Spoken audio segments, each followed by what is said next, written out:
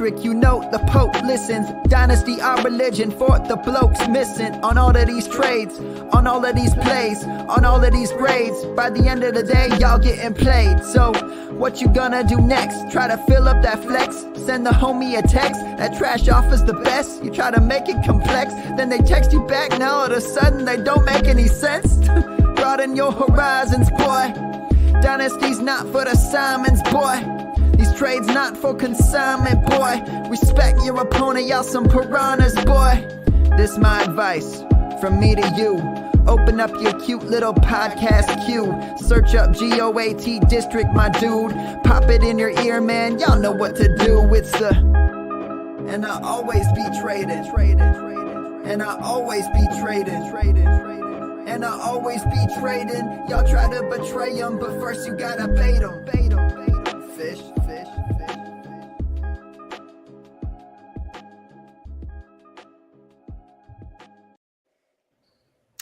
All right, what is up, Fantasy Land? It is May 24th. We have been 3+ weeks past the rookie draft, almost 4 weeks from the rookie draft. And there's been a lot that's happened in the football world. And we're going to spend a little bit of time with Adam Harstad, who was on, about 2 months ago, I think, Adam? Does that sound right? Something like that. Okay. Sounds good. And, the environment has definitely changed since we've had the draft and everything else. So we're just going to check in with Adam, see what he's thinking about the current lay of the land in the NFL. And welcome, Adam. We're happy to have you on again. Thanks. Always happy to come on. Yeah, last time was just a blast. And, we had so much stuff that we were kind of thinking about in the offseason coming. And now we have so much movement to talk about. We've got an NFL draft behind us, so many big player moves. It's going to be awesome to get a chance to sit down and talk with you about what you're thinking. Yeah, absolutely. We had it was a little bit more of a theory conversation last time, so we're gonna try to bring things into the real world a little bit and talk about some specific player movement and values and everything else, and see what Adam's thinking about those. But for sure, a fun show lined up tonight. First off, I guess, Adam, what did you think of the NFL draft as far as the fantasy implications? Any broad themes that you saw, or anything that you saw that was really interesting to you?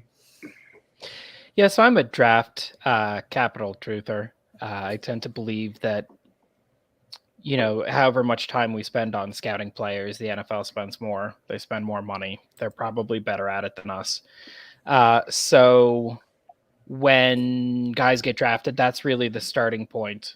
You actually wanted to talk to me about rookies earlier in the process, and I said I don't really have thoughts on rookies until they're drafted because I don't put in the work before the draft because the NFL is going to invalidate it pretty quickly anyway. Obviously, the big thing in the draft this year was just how many receivers were drafted high. If you look at it from a draft capital standpoint, this was the best receiver draft since 2014, pretty much at every point. I think the second receiver off the board was one of the highest second receivers, and the third receiver off the board was one of the highest third receivers.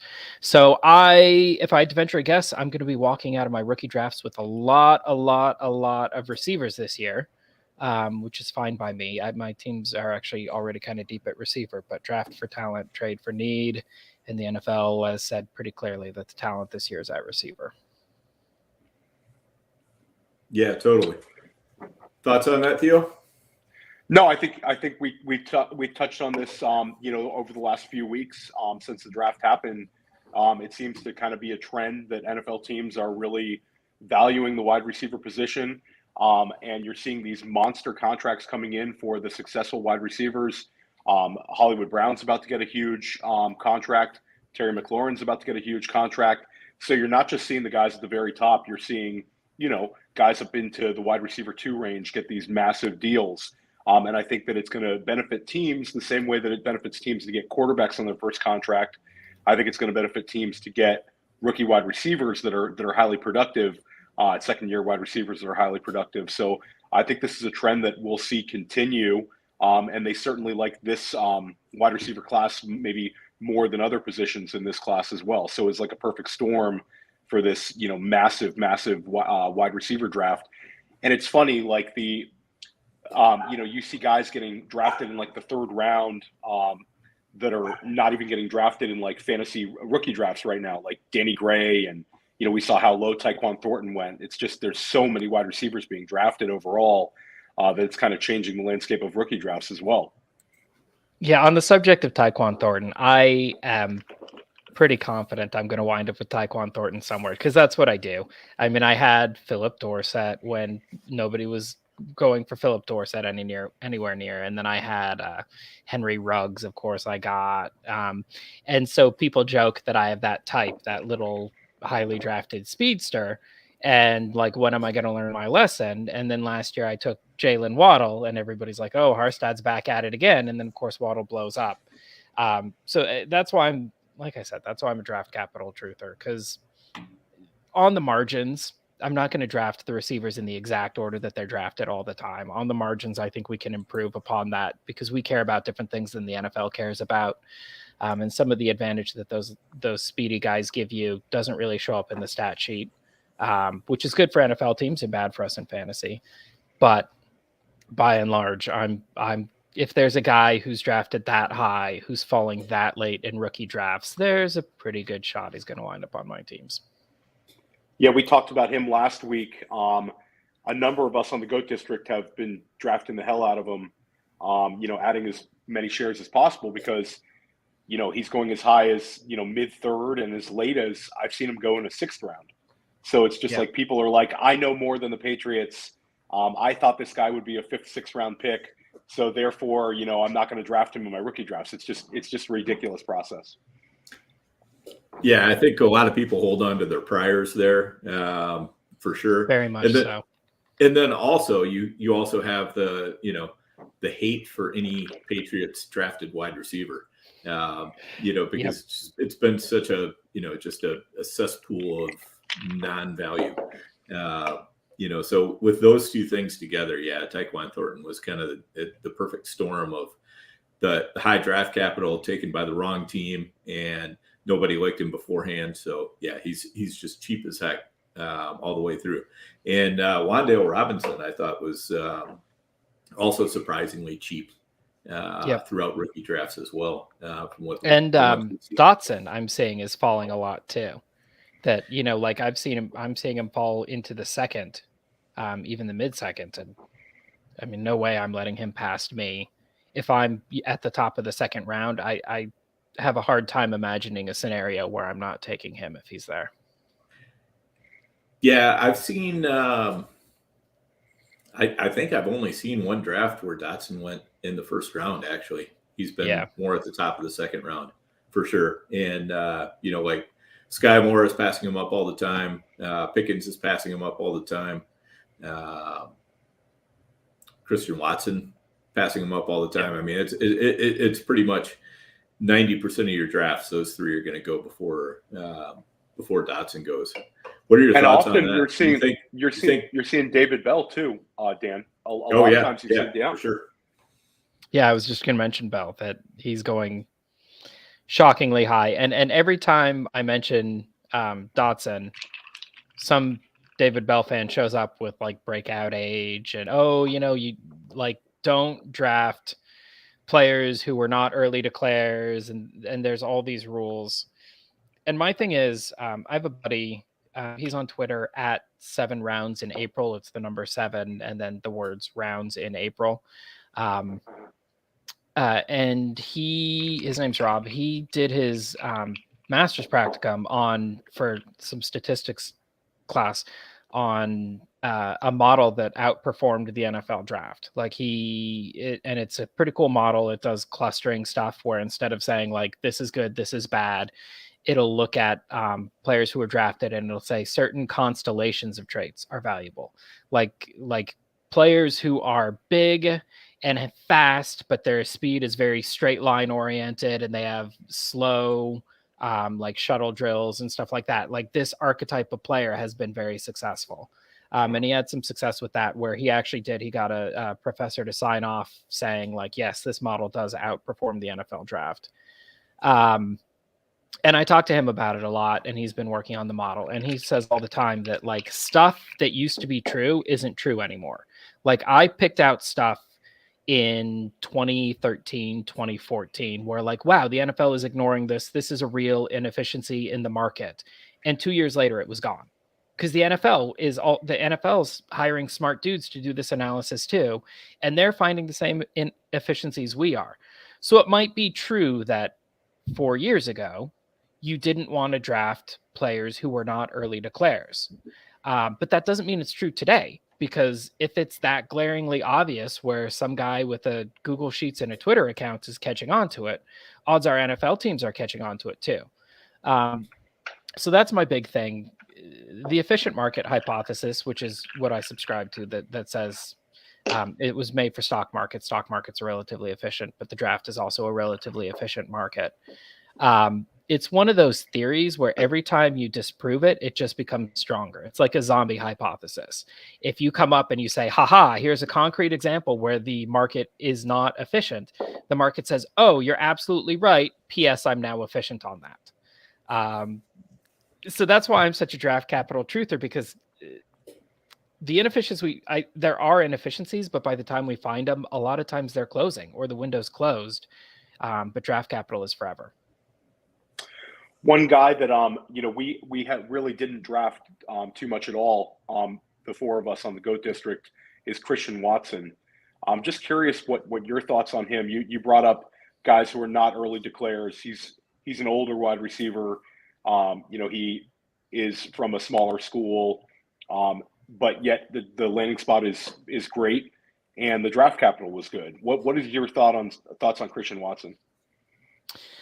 Yeah, the draft capital is good, which is the big thing for me. I'll tweak a little bit around the edges, but the majority of it is he's the 34th pick. He's a borderline first round draft pick. Landing spot, I'm not super concerned about, because at the end of the day, like you said with New England wide receivers, how many times when Tom Brady was there, people are drafting New England receivers high saying, oh, it's the perfect landing spot. It's the perfect landing spot. He's going to be with Tom Brady for the next 8 years. If you're not good, the landing spot doesn't matter. If you are good, the landing spot doesn't really matter. I mean, at the end of the day, it comes down to, like Terry McLaurin was in pretty much the worst possible scenario, and he's been producing. He's been productive because he's good. I do like small school guys who get drafted high. I don't know if this is real or not, but I feel like there's a bias against small school players in the NFL. So when a small school guy gets drafted that high, to me, that's a big stamp of approval. So yeah, I like Watson. I don't know if I do. I don't think I draft him over Dotson. I could even see people like Sky more than Watson, and I'm kind of okay with that. That's within the range where that seems like a reasonable opinion. They're not drafted that far apart. I think, they're 20 picks apart. I'm kind of going to have to see how my drafts are going to shake out, because I never really know who I'm going to get, other than a situation where like Tyquan Thornton, where I know he's going to fall like 2 rounds past where his draft capital says he should go. I never really know who I'm going to walk out of a draft with. That's the nice thing about being a draft capital truther, is a lot of people know who they love, but I don't know who I love until after the draft is over, and then I know who I love. Shout out to Kevin Wheeler in the chat. How many wide receivers would you draft before Kenneth Walker, based on where Kenneth Walker's landing spot in Seattle? Where he went. You brought up a lot of the wide receivers going early. How would you rate? I'm assuming, is Breece Hall your 101 in rookie drafts? Yes. So assuming Breece Hall's 1, what would kind of be the next few guys, and where would Kenneth Walker place? I'm totally fine with him at 2. It kind of depends league by league. I have one of my leagues is 10 teams, start 1, 2, 3, 1 with no flex. And it's yardage heavy, but no PPR. And so that one skews really, really running back heavy. And in that league, if I had a top 2 pick, I'm taking Breece and Walker. There's really no doubt about that at all. In my other league, which is a more standard start 1-2-3-1 and a flex PPR. I could see Walker at 2. I probably Drake London would be my top wide receiver.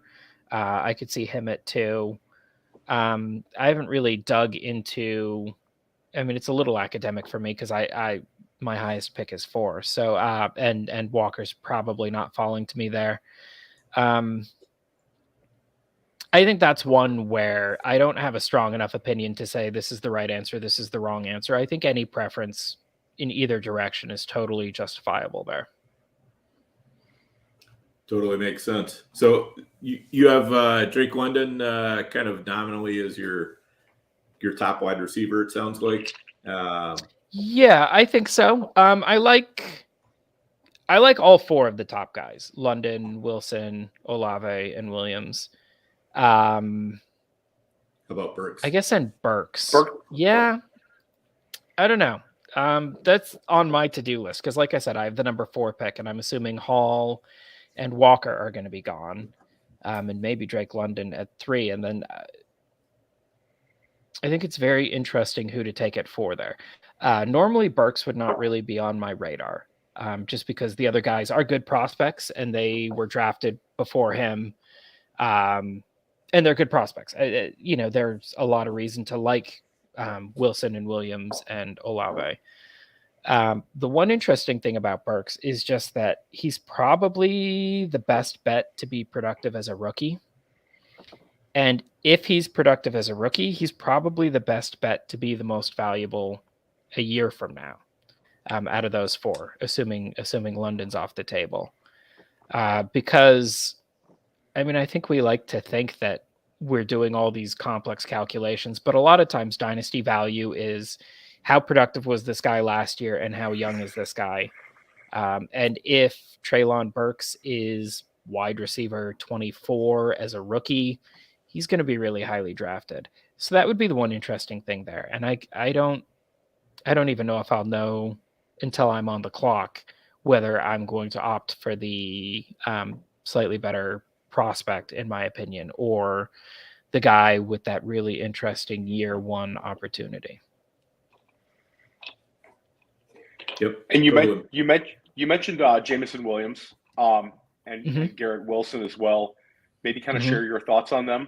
Anything aside from the landing spot and draft capital? Yeah, no, I don't really have a whole lot of thoughts outside of the draft capital. I don't even really care about landing spot. I just care about the draft capital. Some of the guys who I know and like who do have thoughts, give them the stamp of approval, which is all I'm looking for.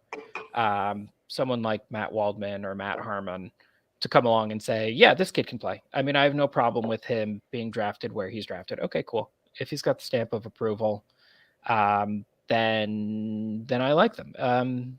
In terms of draft capital, like I said, I'm not fanatical where like Wilson was drafted and then Olave and then Williams, and that's going to be my order. The difference between the 10th pick and the 12th pick is negligible. I mean, really with Drake London too, the difference between the 8th pick and the 12th pick is negligible. I could see taking any 4 of those guys in any order, I think, without having to justify yourself. That's all well within the Overton window for me. Like I said, I take London first just because he's got a lot of that good year 1 opportunity, in addition to the draft capital. So he's got the best capital and the best early opportunity. In terms of landing spot, things just change too fast. I mean, I remember when A.J. Brown was drafted in Tennessee, and he was falling in rookie drafts because his quarterback was Marcus Mariota, and Tennessee was like a low wattage offense, and maybe he's good. We all liked him as a prospect, but how's anybody going to be successful in Tennessee? And that lasted all of like 8 weeks, and then that was gone and out the window. And I've seen a lot of research on this, that the situation of players drafted in has virtually no correlation with his career outcomes. If you're not good, it doesn't matter if you're in the best situation ever. A little bit for running backs, like Zach Stacy got drafted in the 5th round to a place where there were just no other running backs on the roster and he was productive. But for the most part, especially at wide receiver, if you're not good, It doesn't matter if you got drafted with Tom Brady as your quarterback for the next 8 years. It doesn't matter. If you are good, it doesn't matter if you're fourth on the depth chart behind like 3 Pro Bowl receivers and your quarterback is like a 38-year-old journeyman. That doesn't matter either. I call it the Dr. Ian Malcolm hypothesis after Jeff Goldblum's character in Jurassic Park, where he's like, life finds a way. And that's the thing. If you're good, you're going to get yours sooner than people think. If you're not good, you're not ever going to get yours. So on the margins, maybe landing spot matters, but at the end of the day, all that matters is this player going to be good in the NFL or not? Yep, for sure.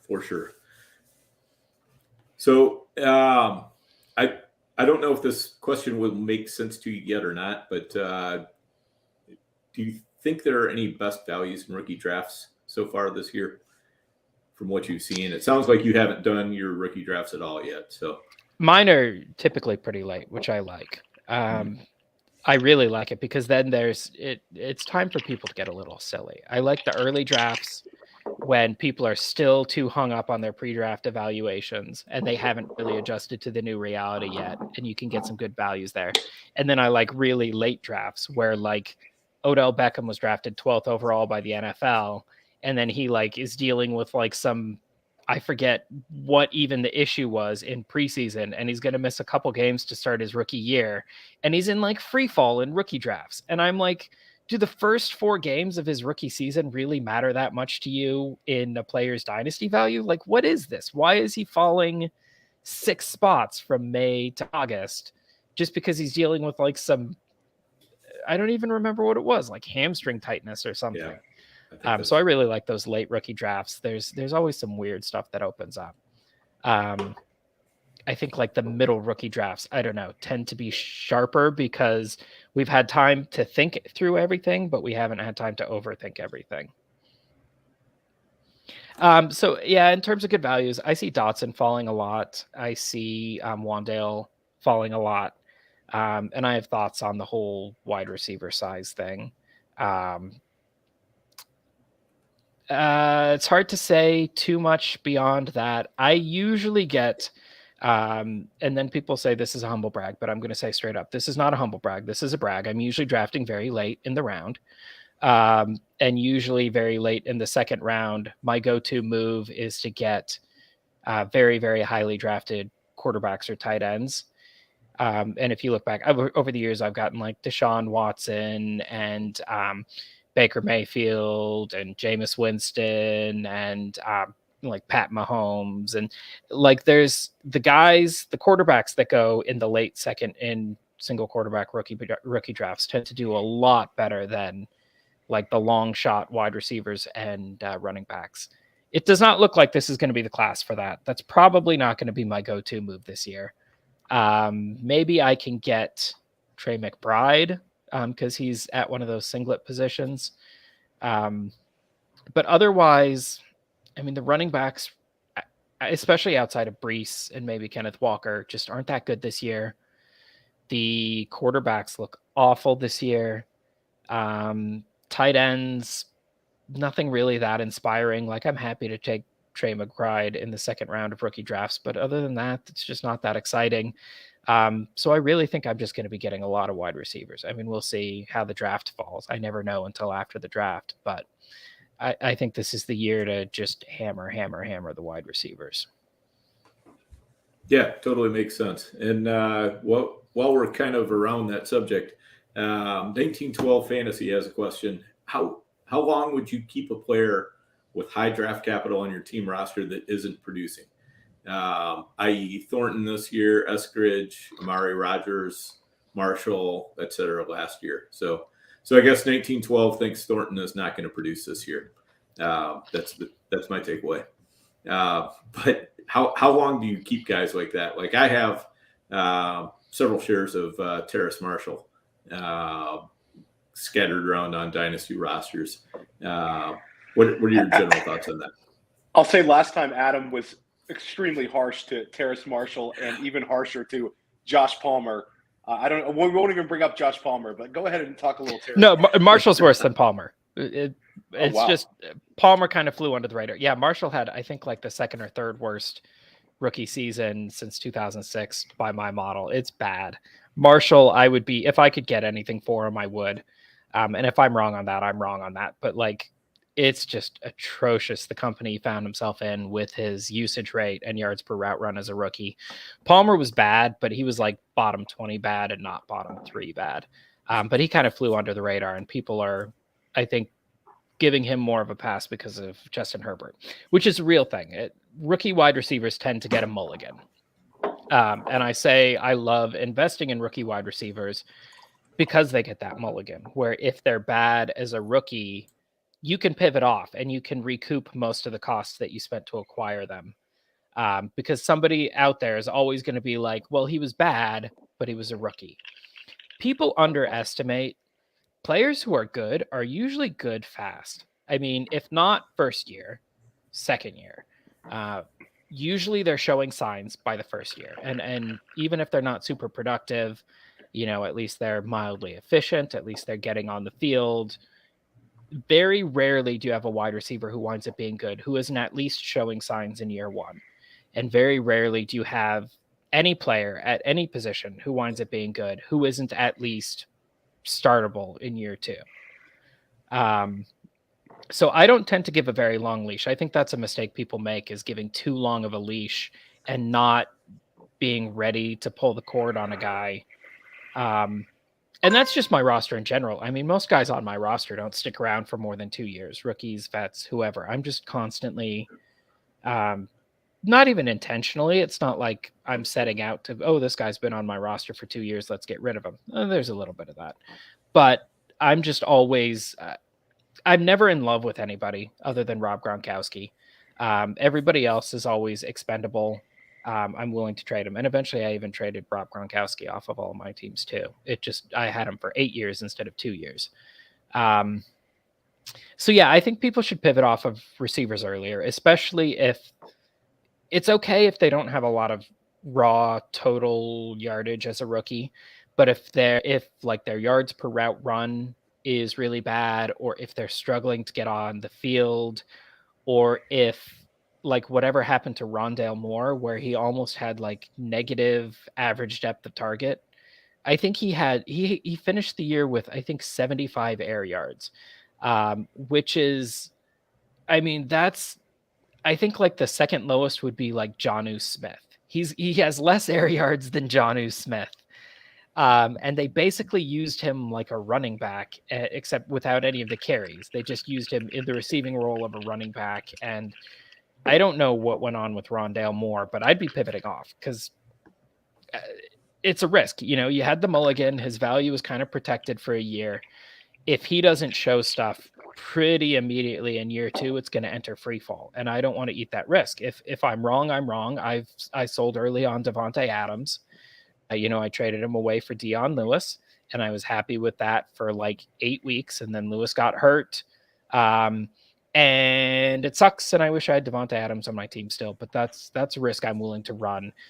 If you stack that Devontae Adams trade up against all of the similar trades that I made using the same thought process, where I wound up making it like a bandit, I think I'm still net positive over my career. So yeah, I think one of the worst mistakes is just sticking to a player too long. I'm always trying to turn over guys who are not producing for whatever I can get, and I'm always trying to turn over guys who are producing for whatever I can get. Just always be looking to move. Yeah, totally makes sense. And in that same vein, how about a quarterback like let's talk Trevor Lawrence or Justin Fields, guys who definitely disappointed in year one. Lots of people like to point fingers at the coaching staff and say, well, tough situation for him to be in. What are you thinking about those guys in year two? So I haven't looked at this in a little bit. It's been maybe 5 or 6 years since I looked at it. But from like 2000 to 2015, the only quarterback, I'm pretty sure, who was not top 12 for fantasy within one of his first 2 seasons as a starter, who then later went on to become fantasy relevant, was Drew Brees. And he was basically the only guy. And even Drew Brees kind of gets a little bit of a pass because he didn't play full seasons his first 2 years. He played a full season his first year. He played 11 games his second year, but wasn't looking great. And then his third year as a starter, he was lighting it up. He was easily top 12. But even guys like Gus Frerotte was quarterback 12 his second year as a starter for fantasy. If guys don't show it within 2 years, the odds of them ever showing it are very, very, very low. Now, somebody in chat said Kirk Cousins. Let me check Kirk Cousins because he was on the bench. I'm talking specifically as a starter. Because there are several guys, like Aaron Rodgers was not top 12 in any of his first 3 years because, he was stuck behind Brett Favre. He didn't play any. Kirk Cousins was quarterback 8 in his first year as a starter, according to Pro Football Reference. Quarterback 12 in fantasy is not really that high of a bar to clear if you're playing 14, 15, 16 games. And if you can't clear it, it's a really, really, really bad sign. Sometimes I'll be flexible when I say they should be showing something.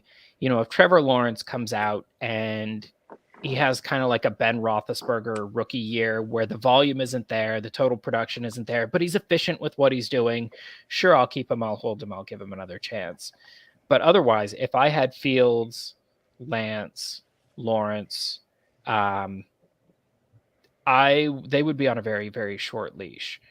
Even by week 8, if they're not really starting to show signs of being fantasy relevant now, I would be moving off. I would be pivoting off and seeing what I could get. And maybe the market's not there. If the market's not there, maybe I hold just because, I'm not going to trade them for nothing. But I would definitely be looking into what I could get. Totally makes sense. So they've been put on notice, it sounds like, by Adam. Definitely. So I found it interesting that you put Trey Lance in there in that same conversation, even though he really only started a couple games last year. Yeah. It's all, I always say I'm the heuristics guy, which are loose rules of thumb. I mean, there's not really anything formal about my process. If Lance is looking pretty decent, maybe he gets a stay of execution. Maybe I extend a little bit more leeway.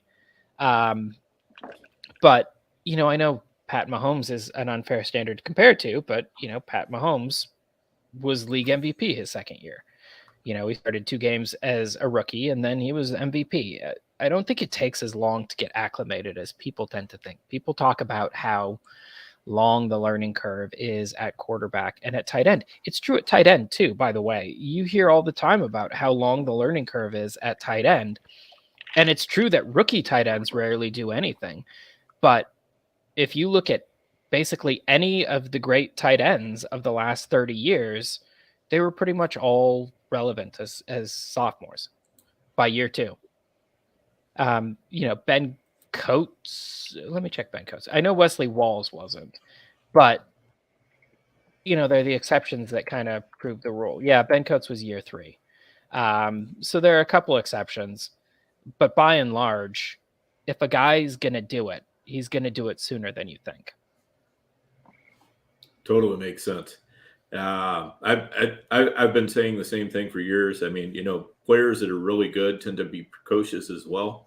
It's not like a long ramp up for sure. And I find it interesting in like dynasty startups too, that, people are still jumping on Trevor Lawrence as early as they are. Like he's generally, somewhere in the neighborhood of quarterback 9, 10, 11, something like that in a dynasty startup, going ahead of Matthew Stafford, going ahead of Aaron Rodgers, going ahead of Derek Carr. I guess I even question about whether he should go ahead of Mac Jones. What do you think What do you think about that? Yeah, I don't know. I mean, I like Mac Jones. He wasn't super productive, but that's another one of my heuristics is that if a quarterback's good, he's going to be productive at some point. You know, there was a time when Ben Roethlisberger was a low volume passer in a run and defense team. There was a time when Tom Brady was a low volume passer on a run and defense team. There was a time when Russell Wilson was a low volume passer on a run and defense team. And then these guys, they put up like a ton of top 5 quarterback finishes between them, because when a guy's on his rookie deal, sure, you can have a low volume passer on a run and defense team. When the rookie deal's up, you can't afford to keep running the ball 60% of the time. You can't afford to keep relying on your defense. You're paying him too much money for that. If Mac Jones is a good quarterback, he's going to be a productive quarterback. And early returns based on last year suggest he's the best bet from that class to be a good quarterback, to actually be good. You know, he's probably the most likely guy right now, if I'm taking bets, to be a 10-year starter in the NFL. So in that respect, especially in 2 quarterback leagues, he's the guy who I would want. In 1 quarterback leagues, I can see arguments for the upside of somebody with more running ability, like a Fields, a Lance, even a Lawrence.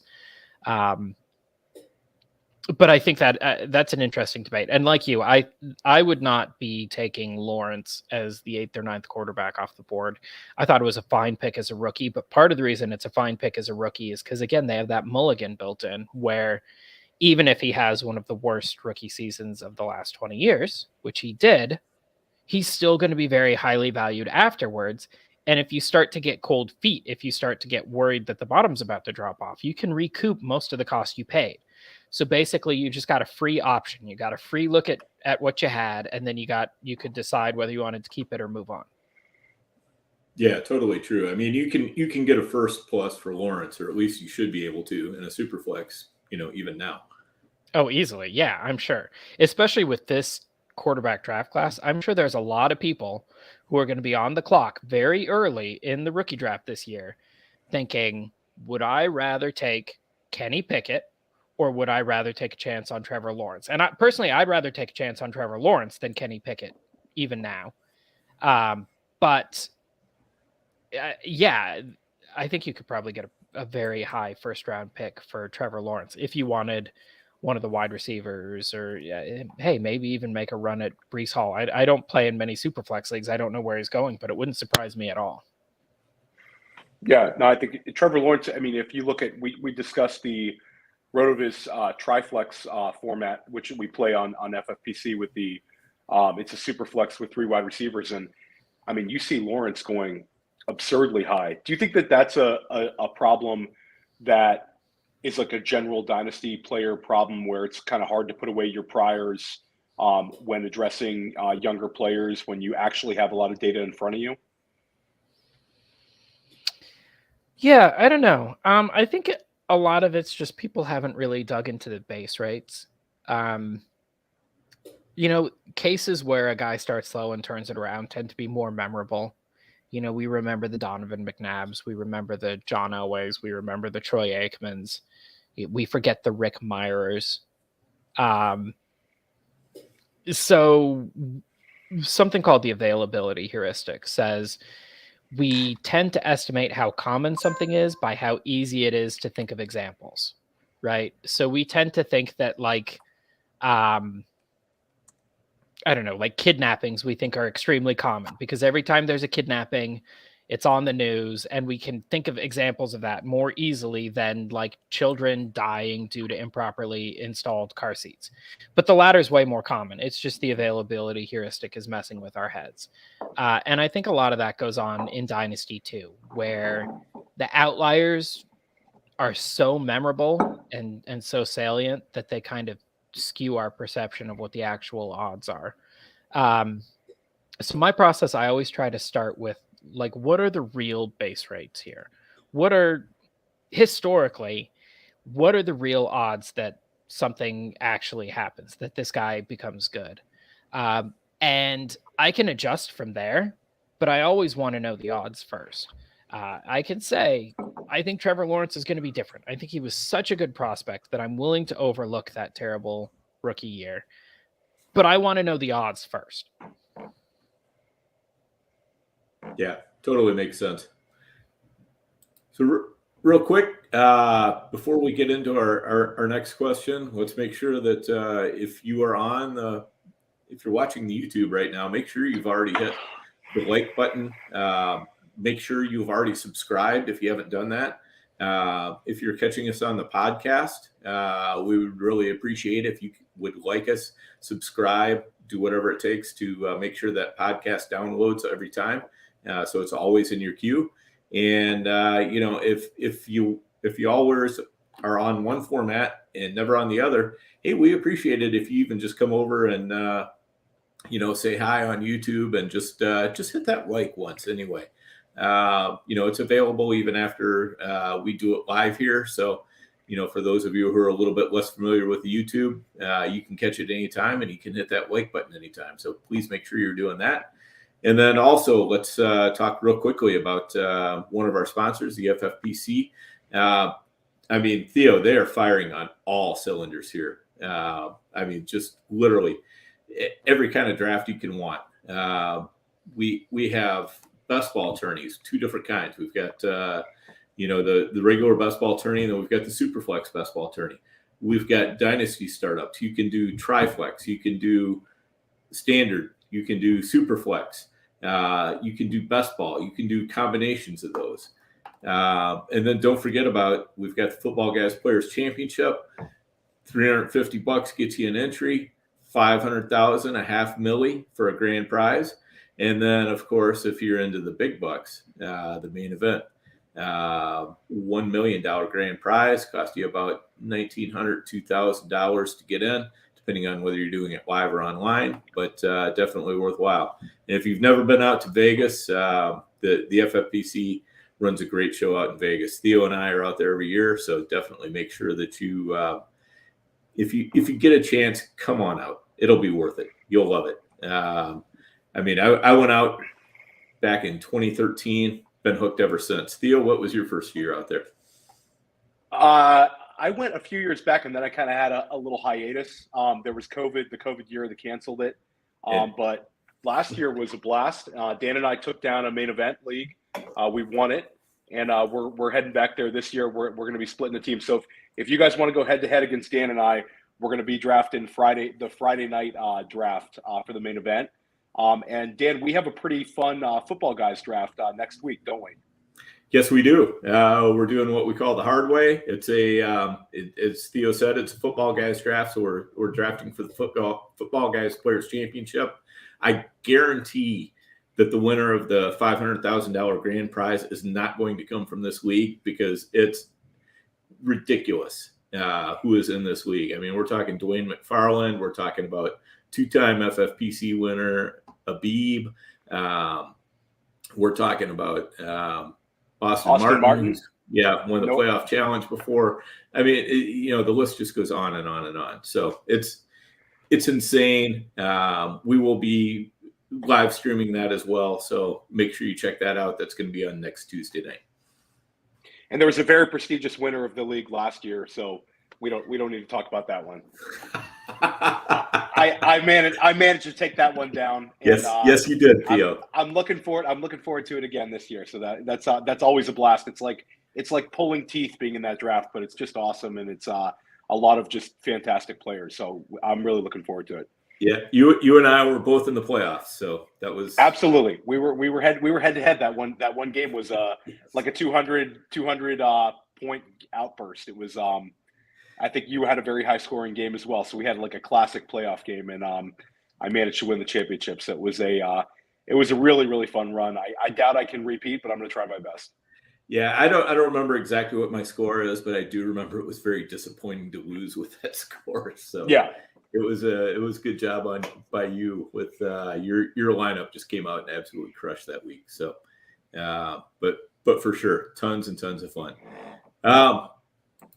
So Theo, where do you want to go next? I'd love to talk about all the wide receiver movement we've seen this offseason, and kind of the trickle down effect. What's your overall thoughts to we can kind of take a step back to the big name wide receivers moving so often this offseason? It seemed like it was big move after big move. We had Tyreek Hill, we had AJ Brown. I mean, we had countless guys switching teams this year. What's your kind of thoughts of the overall big picture of teams going after these kind of superstar wide receivers? So, every year, like a wide receiver signs a record-breaking contract, and everybody comes out and they're like, "Oh, this is crazy. They're resetting the market." But people largely just don't get how contracts work in the NFL. Basically, most contracts in the NFL, they're largely slotted, right? Teams have worked out over time that we think this type of player is worth this type of money. And so when a top wide receiver is ready for an extension, like a true top 3 kind of wide receiver, Antonio Brown, Julio Jones, AJ Green, they get about 9.5% of the cap at the time of signing. That's their annual salary, right? So if the cap was 200 million, they'd be getting about 19 million a year. And the cap goes up, so the contracts go up. So every new contract is a record. But if you look at it as percentage of the cap at time of signing, they're very, very tightly slotted. Even over time, you get guys. Here, actually, I keep a sheet with this that I've been updating for, I think, like 7 or 8 years, just because I'm a big believer in revealed preference, where like if the NFL says this guy's worth this much, then I think, okay, he's probably worth that much. It's just like being a draft capital truther. It's just for free agency too. But so for instance, Dez Bryant and Demaryius Thomas signed an extension in 2015 that gave them 9.77% of the salary cap at the time they signed. Mike Wallace, when he hit free agency and the Dolphins gave him that huge deal in 2013, got 9.76% of the cap at the time he signed. DeAndre Hopkins, when he did his extension with Houston, got 9.70% of the cap at the time he signed. And so all of these things are very tightly slotted in a very narrow band. And most of the negotiation is over what percentage is going to be guaranteed, how many years is it going to be?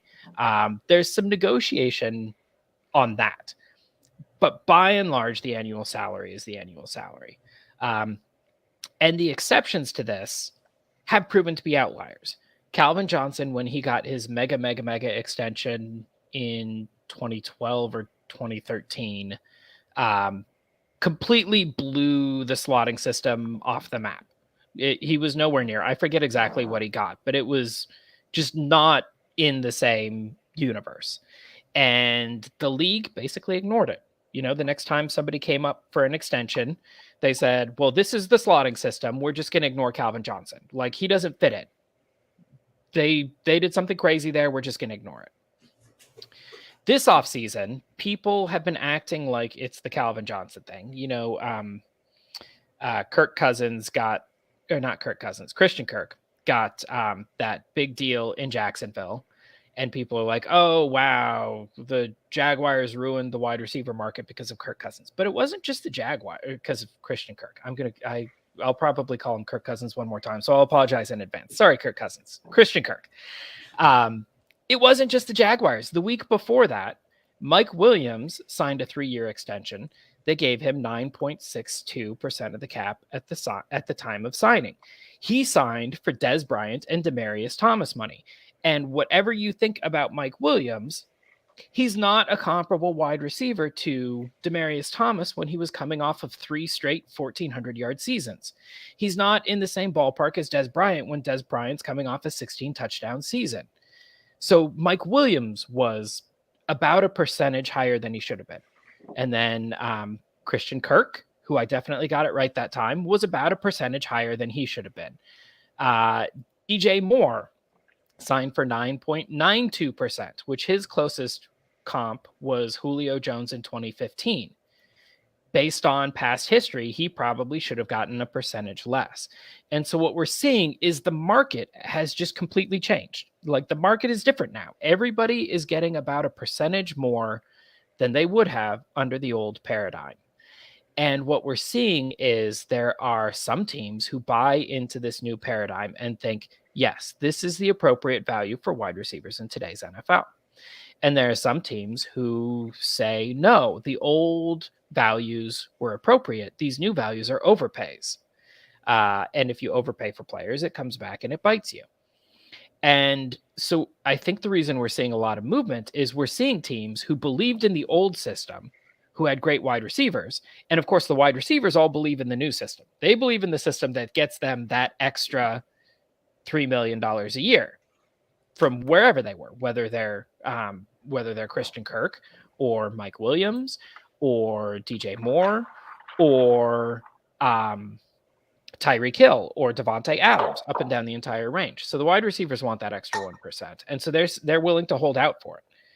And there are teams out there that are willing to give it to them. So the teams that have the good wide receivers say that's too much. And that's why we're seeing so many trades. And I tend to think that the old numbers were about right. I have a feeling that Miami, Oakland, these teams that are paying so much for a wide receiver and then paying them above what was the settled market rate, I think they're overpaying.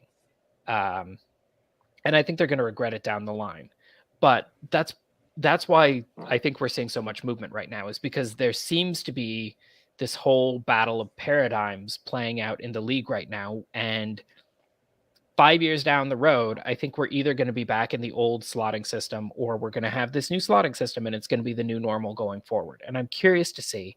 I tend to think the new system will be the new normal just because I have a hard time seeing the wide receivers giving up that money now that they're getting it and settling for less. I think whoever hits the market next is going to want to be on the new Devontae Adams, Tyreek Hill, DJ Moore pay scale and not the old, Julio Jones, Des Bryant, Demaryius Thomas pay scale.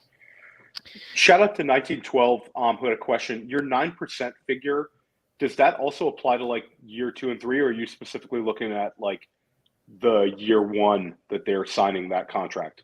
That's just year 1. Okay.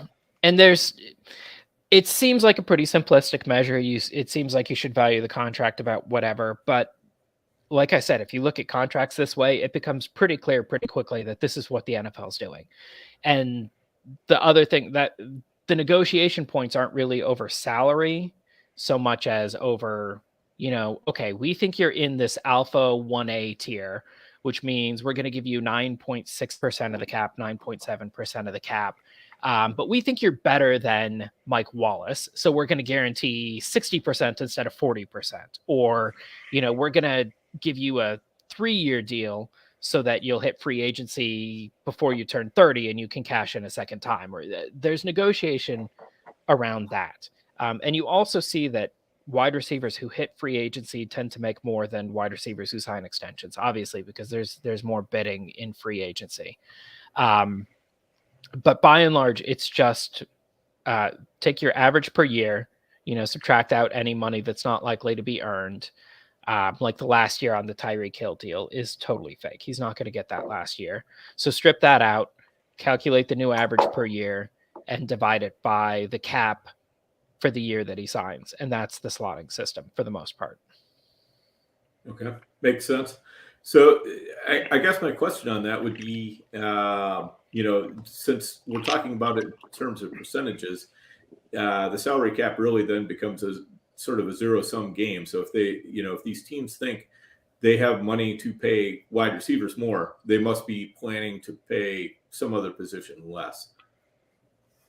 Fair to say? Yeah, that's why I think that the old system was good. So I make a joke that like only 3 people in the world would ever get that, when you get down to it, football is really just an iterated blotto game. And but a blotto game, it's a game theory game that it's not a game that people actually play, but it's like game theorists come up with. Imagine this game that we can apply these concepts to, and but it's a resource allocation game that like you have 2 teams, 2 competitors with the same amount of resources, and the basic upshot is whoever allocates their resources the most efficiently wins. And basically teams have a fixed pool of dollars. They have $200 million to spend.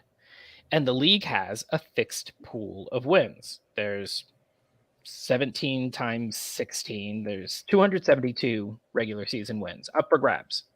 Okay. And so 32 teams times $200 million is with 6.4 billion divided by 272. And you can say it costs a certain number of dollars per win.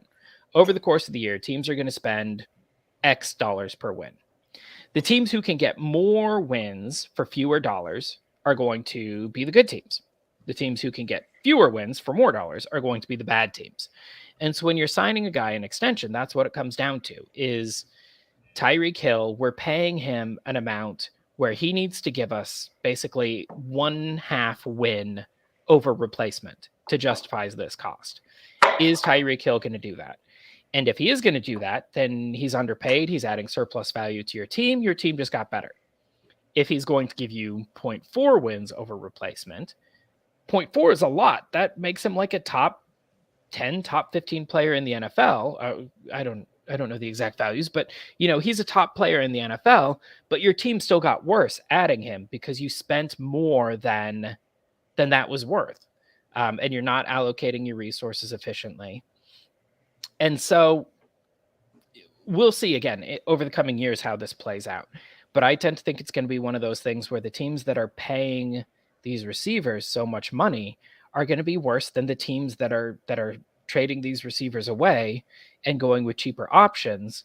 I think that money, that marginal dollar that's being spent, is going to be a lot more effective when it's allocated somewhere else. In terms of the bottom line, wins and losses, which is what teams need to be prioritizing here. Basically, the Billy Bean theory, except in NFL. I love that. That's a great way of looking at it. Yeah, I say on Twitter that let's imagine that Tyreek Hill is worth $27 million a year. Let's just stipulate that his contributions to a franchise are worth $27 million a year. And let's ignore synergy effects, like he might be worth more to one team than to another. And let's just simplify it. And let's just stipulate Tyreek Hill is worth exactly $27 million a year. If you trade a first and second round pick for the right to give Tyreek Hill $27 million a year, you have overpaid by a first and a second round pick. Like by definition, if he's worth $27 million, then anything you pay above $27 million is how much you overpaid by. And I'll be curious to see if more teams start thinking like that. Sometimes I get pushback when I suggest it, but to me, that seems pretty straightforwardly true. I'll be curious to see how roster management evolves over the coming years, because you have been seeing for the past 10 years, a lot of evolution in how teams are valuing picks and how they're valuing players and how they're valuing cap space. And we're going to see a lot more of it. And I really I love football, but I love this, this meta aspect to football too. Wondering where's the league going to go next? What are the new trends going to be? So I'm excited about that too. Just speaking from a broad perspective, you have certain fantasy players who don't like investing in wide receivers on new teams. The free wide receivers who are free agent signings, some people automatically fade that. There's others who fade, any kind of movement whatsoever. Do you think based on the overall amount of moves, that's kind of an old fallacy that should kind of go out the window?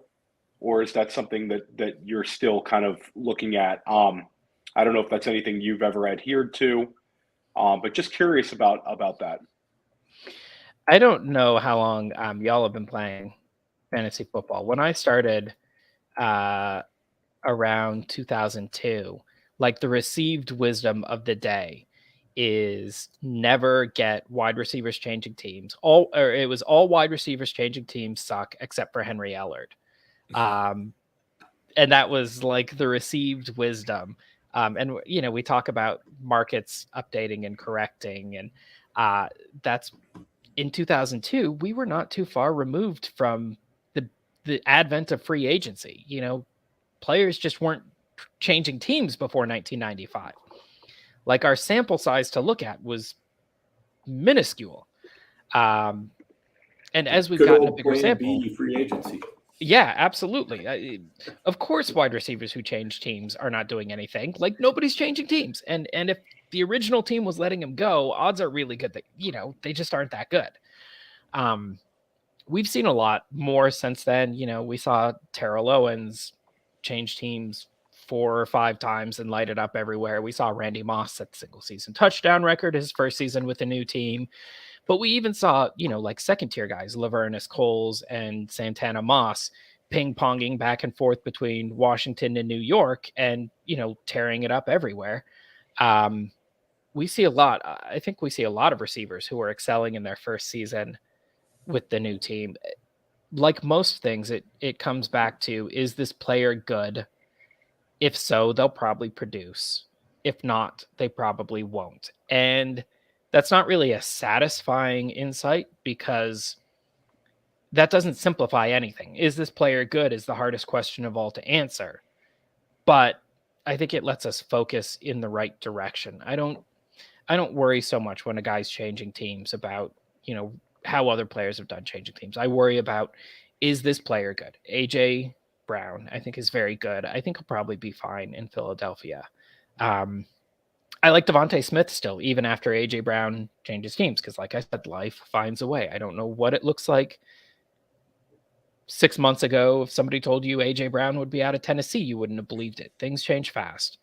But at the end of the day, if a guy's good, he's going to find a way to produce. And if he's not good, he's probably not. And getting bogged down on a lot of the other stuff, I think, is losing the forest for the trees. Maybe we could stay with some of these team situations. You mentioned AJ Brown and Devonta Smith. How about Devontae Adams coming to Las Vegas? We all kind of figure he's going to be a big focal point of that offense, which I think is a foregone conclusion. How about the tertiary effect where you have Darren Waller and Hunter Renfrow? How do you see Devontae Adams kind of affecting their value and production, if at all? It probably hurts Renfrow more than Waller, I would think. Although I am kind of curious about pricing out Renfrow and seeing. So when I was working on my model, my sophomore model, earlier in the year, I think in mid-season I started developing it out. And the idea was that it's inefficient to scout players coming into the NFL, because the NFL is going to scout them for you anyway. But there could be value to be had in scouting players who have been in a year and seeing if you can reach the right conclusion faster than your league mates. Because the goal is not to be more right than your league mates. At the end of the day, everybody winds up being equally right about everyone. It's just who gets there first, right? At the end of the day, everybody thought Randy Moss was good. Everybody thought Randy Moss was an amazing wide receiver. But the guys who thought that first made a big profit, and the guys who thought that last did not. You know, at the end of the day, everybody thought N'Keal Harry was a bust, but the guys who thought it first were okay, and the guys who thought it last lost their shirt. So the goal is to think it first. So I was building out the sophomore model, and one of the things that jumped out was, like, Hunter Renfrow is scoring shockingly well in this. And at first I'm like, is the model wrong? Everything else looks okay. Why does the model love Hunter Renfrow so much? And then Hunter Renfrow went on a tear in the second half of the year. And I had tweeted when I was doing the model, like, you know, Hunter Renfrow keeps showing surprisingly high. I need to make some offers. I need to try and get some Hunter Renfrow shares. I think it's probably just like a fluke. I don't really buy into it that much, but the cost is cheap enough that with these strong indicators, like, I might as well grab a share or two and see for this cost. And I couldn't get anywhere. I tried for a bit, not super hard, but I tried. But I might try to buy again, because again, the peripheral indicators are there. I think Hunter Renfrow is probably a pretty good player, not like Devontae Adams good, but I think he's probably a pretty good wide receiver. I would be interested if his value took a big hit when Adams arrived. This might provide another buying opportunity. I think it will. Yeah, but it's just hard to see a path to relevance with Devontae Adams and Darren Waller there. And I mean, but the whole point of the Dr. Ian Malcolm hypothesis is you don't need to see a path to relevance. You know, I didn't know that the key to unlocking AJ Brown as a rookie was going to be benching Mariota for Tannehill, and all of a sudden they turn into one of the most efficient passing offenses of the last 20 years. I didn't see that coming, but you don't need to see it coming to profit from it. Two other sophomore wide receivers. We saw the Hollywood Brown move to Arizona, and maybe we could touch on that shortly. But your thoughts on Rashad Bateman as a de facto wide receiver one now in Baltimore, and your expectations, and also maybe you could touch on Amon-Ra St. Brown, who's been sort of a polarizing guy this offseason in dynasty circles, where he flashed so much, but we're kind of projecting. A lot of people are projecting, a lot of regression and whatnot. I liked Bateman a lot as a rookie. I have a friend who talked himself into Bateman over Smith and Waddle in the rookie draft, and I was not there with him, but I did not have Bateman far behind Smith and Waddle. And the big thing was the draft capital, of course. I think he was a really good prospect. He had good draft capital. Again, the guys who I trust to evaluate those sort of things all really liked him. So I liked him a lot as a rookie. He was not great in my model, but it wasn't like kiss of death territory. I wish he had done a bit more as a rookie, but I'm not disqualifying him based on the results. It's not Terrace Marshall or Josh Palmer. So I was pretty interested in him still coming into the offseason. And then I think revealed preference is a big thing where teams don't tell you how they feel about players, but if you pay attention, they kind of do. And when Baltimore was willing to ship off Marquise Brown, partly I think that was just because Marquise Brown wanted out and Baltimore couldn't do anything about it. They probably would have rather kept Marquise Brown around, although I'm sure they were happy with the return. But also, to me, that suggests, hey, maybe they're pretty comfortable with Bateman as their guy, because he's the guy now. It's the Bateman and Andrews show. And that was good, too, because it's hard to support 3 targets in an offense like Baltimore. They did a great job supporting just 2. I think Andrews and Hollywood Brown were both top 10 in the NFL in targets last year. But there's really no way to add Bateman into the mix and make that math work. So I think it was a really good thing for Bateman's value. I think it was probably a pretty good thing for Brown's value. He's, like I said, he was top 10 in the NFL in targets last year, and that's definitely not going to happen in Arizona. But just the fact that they were willing to pay so much to get him suggests that he's probably in their long-term plans. And it kind of makes me revise my opinion of him as a player a little bit. So I think that was a great trade for Bateman's sake and for Brown's.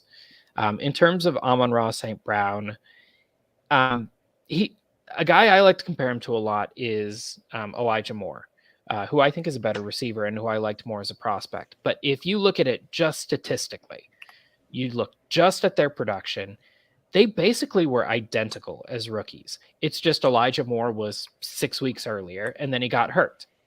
But they both had that super slow start, and then they both just went off.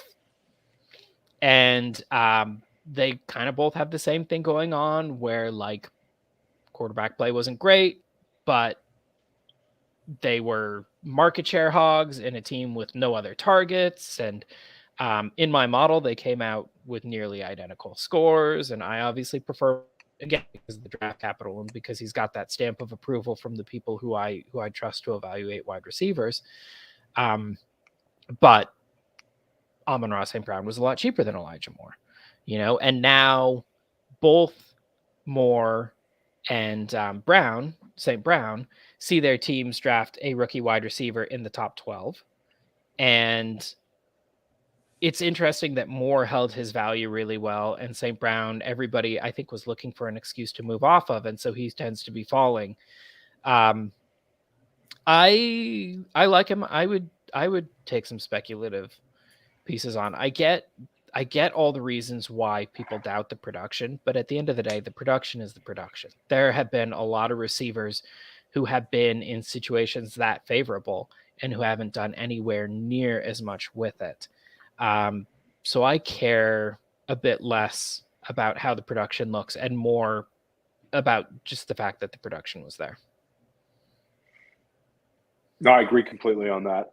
And then how about the situation in Miami? I know you're a fan of Jalen Waddle. How do you expect it to kind of shake out with two very talented wide receivers in that offense, and how would you be viewing Waddle for this season?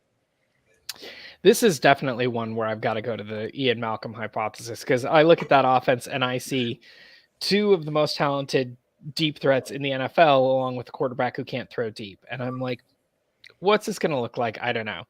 I mean, I wouldn't have expected Waddle to play his role last year to look like the way it looked. I would have expected a lot more deep usage. But early on, he was so similar to Rondale Moore in terms of usage that I was joking that it was Rondale Moore we should call Rondale less, and Jalen Waddle we should call Rondale Moore. Because it was all that super low average depth of target, super high reception total, weird stuff. Yeah, I don't really know how they're going to coexist. And that's kind of the beauty of my approach is I can wash my hands of it and say, I don't have to know. I think Waddle's good. He's got the draft capital. He had the great rookie season. Again, the people who I trust and they like him as a prospect. So I am a big Waddle fan. I don't really see how it's going to shake out, but I tend to believe Tyreek Hill and Jalen Waddle are both really good, so they're both going to get theirs. And I'm happy to buy in if anybody is a little nervous and looking to move off. I've gone back and forth over which of the two I would prefer. And I think it probably depends on the team around them. I think they're both probably top 10, top 12 dynasty wide receivers still. Totally makes sense. So what do you do with teams like the Chiefs and the Packers, where it's kind of like, the talent flowed away and there's questions about how much talent really got added in? How are you handling those situations? Yeah, I get that's why Sky Moore is going so high, because everybody, again, is looking at the situation. At the end of the day, well, I mean, just look at Mecole Hardman, right? Mecole Hardman got drafted into the perfect situation. What did he do with it? Nothing, because he's not any good. How many wide receivers have come through in these great situations? We mentioned the Patriots receivers before. Hardman,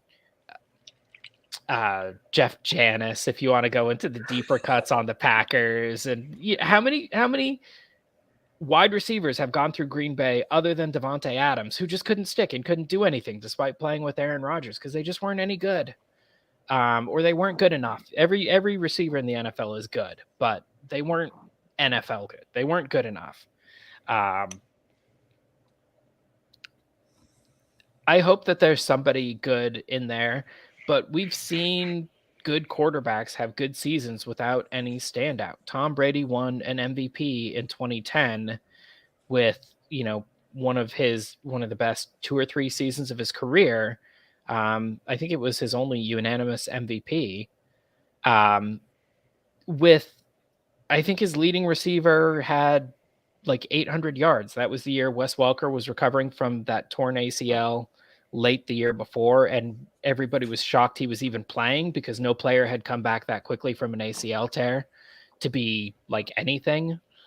And the team traded for Deion Branch from Seattle at midseason, and they had 2 rookie tight ends in Rob Gronkowski and Aaron Hernandez back when everybody's like rookie tight ends never do anything. And I think Danny Woodhead, they got cut by the Jets, and the Patriots added him, and they had all these bits and pieces, all these guys who kind of had 600 yards here, 700 yards there, 5 touchdowns here, 7 touchdowns there. And none of them were really that great for fantasy. And Tom Brady was the unanimous MVP. Just because the quarterback's productive doesn't mean individual receivers are going to be productive. And this always ignores the possibility that maybe the quarterback's not productive. What if Mahomes gets hurt? What if Rodgers falls off the cliff? So I'm not going to be drafting. Normally, I hate the somebody's got to catch the ball logic, because no, somebody does not have to catch the ball. I was looking at it one year, and it was like December, and the Jets' leading receiver had 250 receiving yards. Nobody has to catch the ball. Maybe nobody catches the ball. In an Aaron Rodgers offense or a Pat Mahomes offense, it's more likely that somebody's going to catch the ball. But the good quarterbacks are more capable of spreading it around. I don't know. I'm not going to overdraft a guy just because he's paired with a league MVP quarterback. If they're good, they're going to be good. And if they're not, it's not going to matter. Right. So vacated targets, definitely a fallacy. I mean, I don't know. What do we mean by fallacy? Like, Aaron Rodgers is going to throw the ball 550 times or whatever. I don't know. That was like the 16 game average. I still not thinking in 17 game terms yet, but 600 times, whatever. He's going to throw the ball 600 times. And I would say that all of those throws is going to have a target, but it's Aaron Rodgers. He's probably going to lead the league in throwaways. So 550 of those are going to have targets. They're going to go to somebody. Somebody's going to catch the ball there. But just catching the ball isn't enough. You have to catch sufficient balls. And good quarterbacks are going to be able to spread it around. Bad players are going to spend more time off the field. There's going to be more rotation. Anecdotally, I think bad players tend to get hurt more, which is probably selection bias. I think that like if Devontae Adams is 50-50, the team's going to find a way for him to play. If Alan Lazard is 50-50, maybe the team is going to be like, take a week off. So there's going to be targets, but just because the presence of targets alone does not necessarily result in fantasy relevance. There has to be more than there has to be some sufficient critical mass of targets. If the best argument for drafting a guy is somebody has to catch the ball, that's not a good argument for drafting. If you're in the 16th round, sure, draft a guy because somebody has to catch the ball. If you're in the 8th, 9th, 10th round, I need more of a positive reason to draft a guy. I think we're having a little audio issue right there, Dan, at least on my end. Yeah. Adam's got some feedback going on there, I think. Sorry about that. Yeah, same thing that we had before we got on the air. So, but of course, you did nothing to fix that, and it fixed itself. So we're going to hope that it does the same. I pushed a couple buttons. Does that sound better? You're back. Yes. You're back. There you go. Yep. I don't know what I did. I just tippity tappity. It's magic. Something changed. Good job, Ed. Speaking of offenses in whole, is there any offense that you see the fantasy community bullish on right now that you could see potentially struggling this season? In terms of like redraft, like stacks and whatnot? Yeah, I mean, like, I'll throw one out there. Denver. It seems like a lot of people are trying to get exposure to Denver. Teams like that where teams are fantasy players are really going in, specifically targeting specific offenses. Is there an offense that you could see kind of really letting everybody down this season? I don't know. I mean, any offense could. We've gone through stretches where the Chiefs' offense as a whole was struggling. I do really like stacking offenses in fantasy football, though, even bad offenses, just because. So it's called serial correlation. The idea that how one guy performs is correlated with how another guy performs. And when you stack an offense, you get a lot of correlation where all of your guys, if one of your guys is good, it's more likely that all of your guys are good. And that serial correlation greatly increases your chances of finishing in last place. and it greatly increases your chances of finishing in first place. But like last place is really not that much worse than third place. It's a little bit worse, but it's not that much worse. But first place is a lot better. So I love, in theory, stacking up offenses, even a bad offense, because you can do it so cheaply. And then what if everybody's wrong? We had a guy on staff at Football Guys named Steve Buzzard who took down the Millie Maker one week. And we were talking to him about it. And he had played the Buffalo defense. And it was like the Buffalo defense was like the third worst fantasy defense heading into the week. Like they were the cheapest defense. And they just had this monster out of nowhere game. And we were asking, like, why? Like, what made you pick the Buffalo defense? And he's like, well, I thought they were going to be bad, just like everybody else did. But I figured like 0.5% of teams in the Millie Maker would have the Buffalo defense. And I figured there was a more than 0.5% chance that they would have a monster week this week.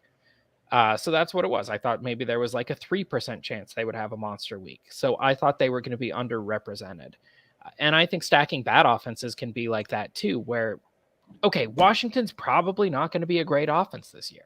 But if they are a great offense this year, how many teams are going to have a Washington stack? So especially in like Best Ball Mania and some of the big, like those huge tilted GPPs, I think there's some merit to even loading up on crazy out of nowhere groups and just hoping that that everybody is completely wrong and you're the only guy with that stack. Was the it's actually funny. We were having Josh Larkey on tomorrow night, and he did a ton of research on this serial correlation and stacking, showing the benefits of it and diving into it. And he had a lot of similar thoughts as you, and he kind of showed it and proved it. And it's funny how you bring up these lower exposure stacks. I mean, the Josh Allen, Stephon Diggs stack, a couple of years back in Diggs' first season, is textbook definition. It was a kind of an under-owned stack that cashed for a lot of people. And it was just simply, taking a wide receiver at value, combining with his quarterback. And yeah, it totally happens. And Dan and I have a full Minnesota stack right now with Kirk Cousins and Jefferson and Thielen and even KJ Osborne. So we're looking at that as an underutilized stack. So yeah, it's just kind of funny because we have you guys back-to-back nights, and it's very similar theories on this. Yeah, I mean, the thing is, you're probably wrong, but we're probably wrong about everything. After week 4, basically, everything that we did in the off season will be less than 50% of the weight for the rest of the season. I compare every year what better predicts future performance. And on the one hand, I'll have performance to date, how a person scored in the first week, in the first 2 weeks, in the first 3 weeks. And on the other hand, I have preseason ADP, which is the result of all the research we did over the entire offseason, all of our offseason expectations. And week 4 is the tipping point. After 4 weeks, all the work we did in the offseason is now less valuable than everything we got just in the first couple weeks of the season. So we're all going to be wrong pretty soon. It's not going to be too long before everything we know about the NFL is now outdated. It's about 4 weeks. And so I like in fantasy football to kind of leverage that and be like, I know that everybody's probably wrong. How can I profit the most? How can I be wrong in the least damaging way possible? Or how can it even be profitable for me, for everybody to be wrong? And something like that, where like we all think that this guy sucks, right? We all think that this offense is going to suck. But what if we're wrong? If we're wrong, I want to be the guy who profits off of that. So yeah, a lot of it tends to be a more robust philosophy and approach to fantasy football too, because betting on the fact that you're wrong tends to be a lot cheaper than betting on the fact that you're right. and you'll have it has the benefit of you'll be right more often because you're usually wrong. Right, because when you're right, most of the time, if you're right and everybody else is right, there's almost no advantage to be gained. Whereas if you're right about something that everybody else is wrong about, or you just took that chance, even if you think you're probably wrong to take that chance, it works out in your favor because not enough people are taking that chance. So I do it a lot with young prospect receivers too. I call them YPWAs, YPWUs, young prospects with upside. And it's like your guys who are not like first round draft picks in the NFL, guys who like there's a little bit of reason to kind of like them, but like not a ton of reason to love them. Like second round picks in their second year who kind of did okay as rookies. And to me, they're kind of just a big undifferentiated mass that like none of them have a great hit rate, but the payoff if they do hit is so high that I want a couple of them. I want a couple of these dart throw wide receivers because I want the upside that they provide. But some people will like fall in love with a specific one and they'll be like, this guy, this prospect is the guy who's going to break out and be awesome. Like I'm trying to think of even like Rondale Moore, maybe. Like maybe you're a huge Rondale Moore fan and you're like, this is the guy. And if you believe that, if you think that you have picked out the right guy, you're going to pay a premium for that guy. Whereas me, I'll happily trade whoever I have that anybody else falls in love with.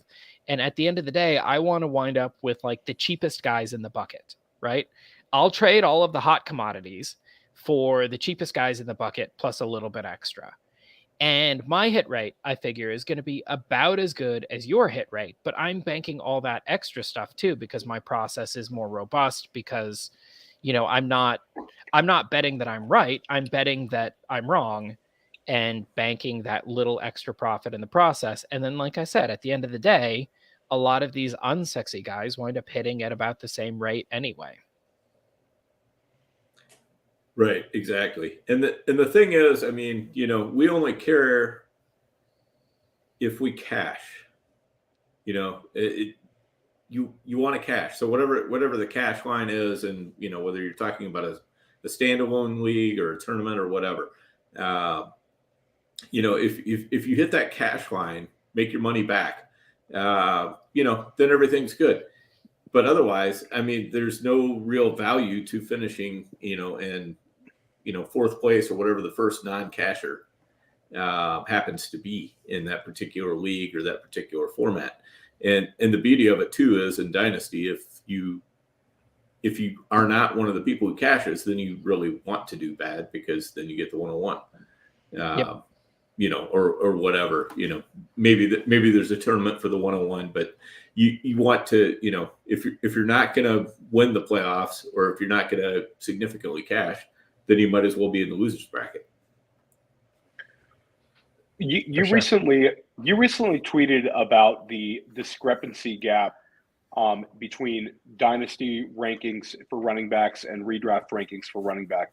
Is there any way we can exploit that in the dynasty market? Well, that was just an interesting quirk in terms of roster building. I mean, it's not really news that like old productive running backs tend to be ranked lower in dynasty. And sometimes you get some weird gaps.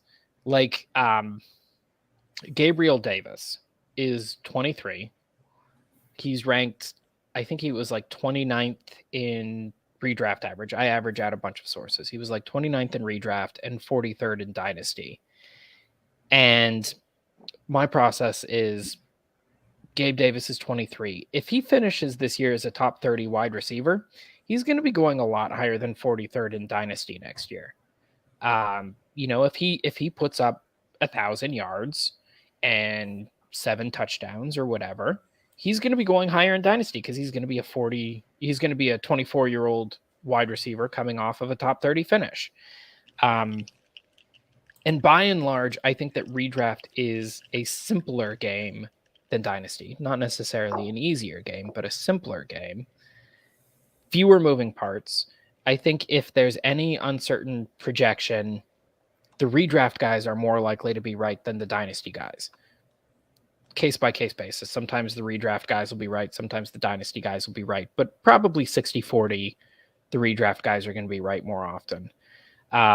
So I like to bet on young players with some decent draft capital behind them who, for some reason or another, are going higher in redraft than Dynasty. Because even if the player is not that good, if he's productive, if he's as productive as the redraft guys think, his value is going to go up. And so you get that production for free, plus whatever value gains you get for free. And then if you want to sell, you can sell. In terms of running backs, yeah, it was just a weird split in my two leagues. I've kind of been getting a little bored with my approach, so I've kind of been trying to change things up a little bit and try new things just to make it interesting. Hang on, I'm going to go for a little bit of walk. You guys can come too. I'm trying to change it up just to make things a bit more interesting. And so in one of my leagues, I wound up with a bunch of old but super productive running backs. I have Aaron Jones and Leonard Fournette and Austin Eckler. And then in the other one, it's all young dark throws. I got Swift and Javonte Williams and Cam Akers and Travis Etienne. And I'm pretty sure, like right now, I feel about good running back corpse. I'm pretty sure a year from now I'm going to like one of those a lot more than the other, but I'm not sure which is going to be which. Yep, totally. So let's get you out of here on this, Adam. Are there any favorite pivots right now in Dynasty where you feel like the value is similar now, but you expect it to change significantly before 2023? I mean, Gabe Davis was my big one.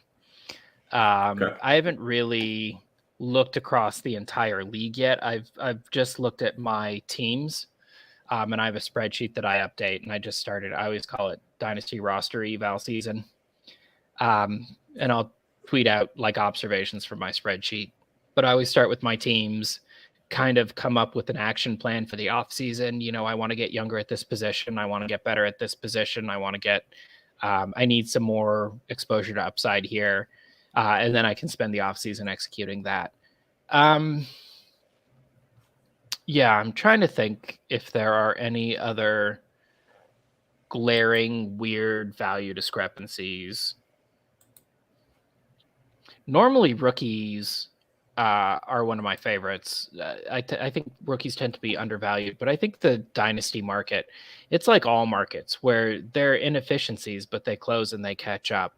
And the rookie wide receivers are getting drafted a lot higher now than rookies historically have been over the last 5 to 8 years, which is a bummer because they were, you know, super undervalued for the last 5 to 8 years. So that was an easy profit. And I hate when my easy profits close because then I have to find some hard profits. Yeah, though every now and then another easy profit will open up because everybody's focused on something else.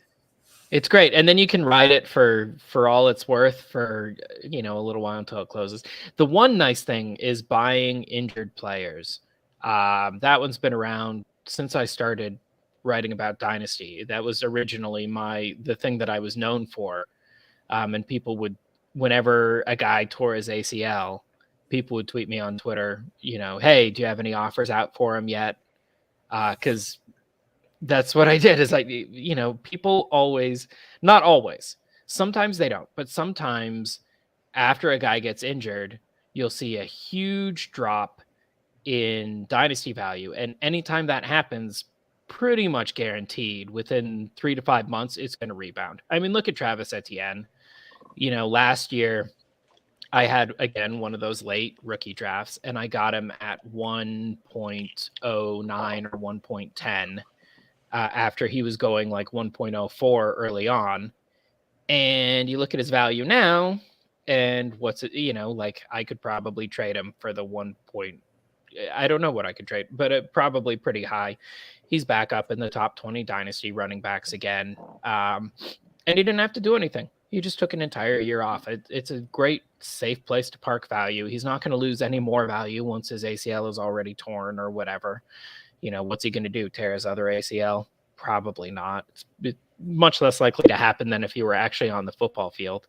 And then, it's fun buying at the bottom and then watching that value just creep back up over time. So that's the one. I don't know if that one's ever going to close, that inefficiency.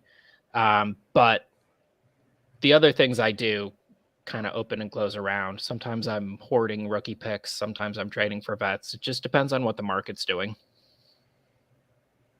Totally makes sense. All right. Well, Adam, we really appreciate you coming on tonight. And really appreciate you spending a $1.35 with us. All of a sudden, I looked up at the clock and I'm like, "Holy cow, we've been on for an hour and a half."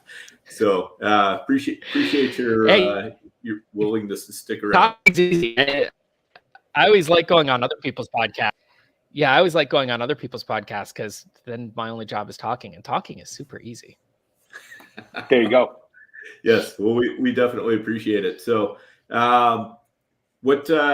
why don't you let people know where to find you? Anything that you want to plug and all that on the way out? At Adam Harstad on Twitter. And then I always write at footballguys.com. Right now I'm just getting all the returner projections and stuff up and running. So if you're in a return yardage league, if you're one of the 18 guys in one of those, get hype. And then after that, we'll be trying to ramp up some dynasty stuff for Football Guys. Awesome. We look forward to it. Yes. And top 2 is guaranteed on your returner yardage performance. So yes, me and Mike Clay, I'm pretty sure, are the only guys who do full returner projections. So every year after the season, I audit our projections. And I don't want to jinx myself, but I am on quite the run of top 2 finishes in terms of returner projection accuracy. I have not finished 3rd yet. So fingers crossed. There you go. Perfect. All right, Theo, why don't you let us know, let everybody know what we've got going on tomorrow night, and then we'll go ahead and get ourselves out of here, huh? Tomorrow night at 9:00, we have Josh Larkey of FTN Fantasy coming on. And then, like Dan alluded to earlier, next week we'll have a live show, or a somewhat live. Dan, are we going like first round here, or?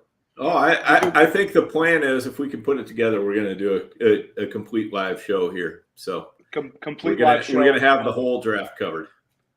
The hardway draft. It's kind of like the draft to kind of kick off redraft season. We've been drafting already, but it's kind of like this is the start of the summer. Like Dan said, there'll be a lot of very, very talented drafters in that draft, and we're looking forward to it. So we'll be back tomorrow night again, and then next week as well. Yep, absolutely. So again, make sure whatever format you're watching us or listening to us on, make sure you hit the like button, make sure you hit the subscribe button. Really helps us out. We appreciate that. We've got a lot of great guests coming over the summer. So make sure you're tuning in for those. We're going to have some just absolute monster money winners over the summer. People who have a ton of skin in the game and who do very well with it. We're also going to have a lot of great dynasty theory, redraft theory, best ball theory, and everything else. And we'll be doing a lot of live drafts as well. So make sure you're tuning in to the Goat District all summer long, and we will catch you all later.